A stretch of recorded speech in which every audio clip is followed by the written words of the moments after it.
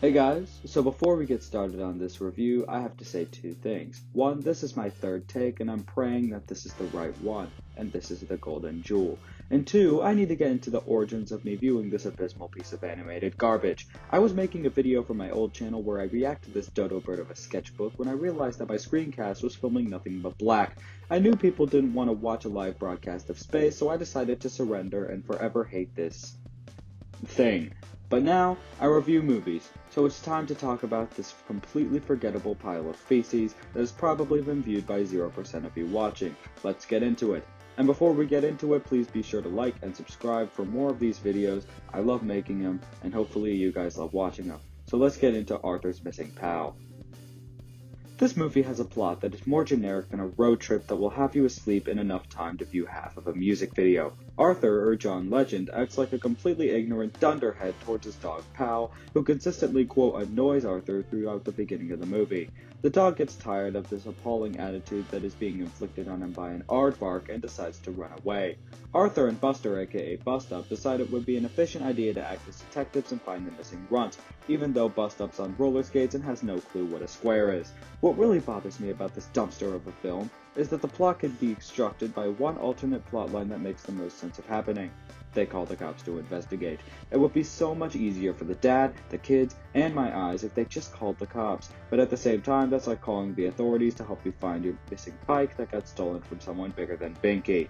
The two go on the most boring quest you could ever imagine, containing the most fake, improvised, and contrived moments of quote-unquote character growth. Imagine Donkey Kong chase scenes with no ripped monkeys, no bananas, no good music, and a dog that you were trying to find in roller skates. As they finally arrive at this abandoned yet revolutionary-looking rape house at an ice cream factory, they find the dog surrounded by the prying eyes of three wolves. This was my favorite part of the movie because the plot device had a chance of getting swallowed by predators. Unfortunately, they didn't take that route and they saved the dog in a BS happy-go-lucky ending. Screw you, Mark Brown. So let's get into the reviews in the box office. This movie got a 6 out of 10 on IMDb, but I would give it a solid 3 out of 10.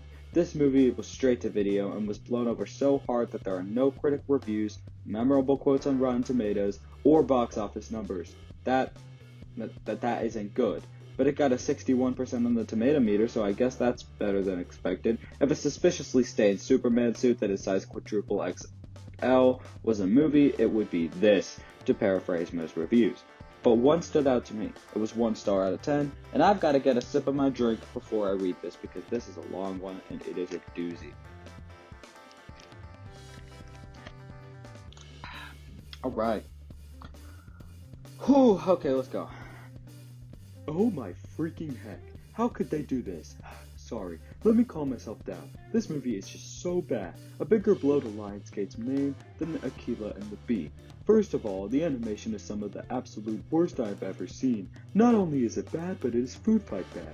There is one scene where Arthur gets hit with a water balloon, but it doesn't even look like it hit him. It looks like it just exploded in midair in front of his face. Anyways, I'm getting ahead of myself. Maybe the story is actually good? No! The plot has been done before in one Arthur episode called Arthur's Lost Dog, only with better animation and a story and music and characters, and everything better.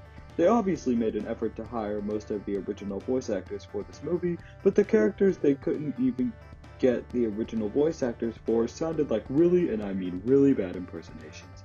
Heck, they can't even get the colors of the shirts certain characters wear. Sorry movie, but Binky wears an orange shirt in the TV show, not this weird purple plaid thing you've got on it. Also, there's one scene at the very beginning where the music goes all David Lynch on us for 5 seconds of summer, for absolutely no reason whatsoever. And the payoff was even worse. Obviously, the person that wrote this doesn't really know much about these characters, other than that Buster is a klutz and DW is a little brat and Brain is smart. It's also like the same people that have been writing seasons 13 through 17 also wrote this movie, but it completely fails to miss the spirit of the show and the characters. And that is probably why I hate this so much, because it taints one of my favorite shows, not only from childhood but of all time.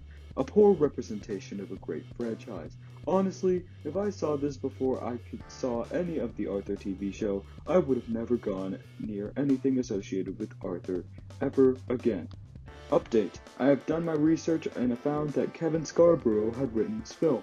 Ken has written several episodes, some of them being very good, so I could only deduce that when it came to writing a full-length movie, it was just too much. He is used to writing just 11-minute episodes, so I retract any comments I made. Wait, he has also done the crappy episodes from recent seasons?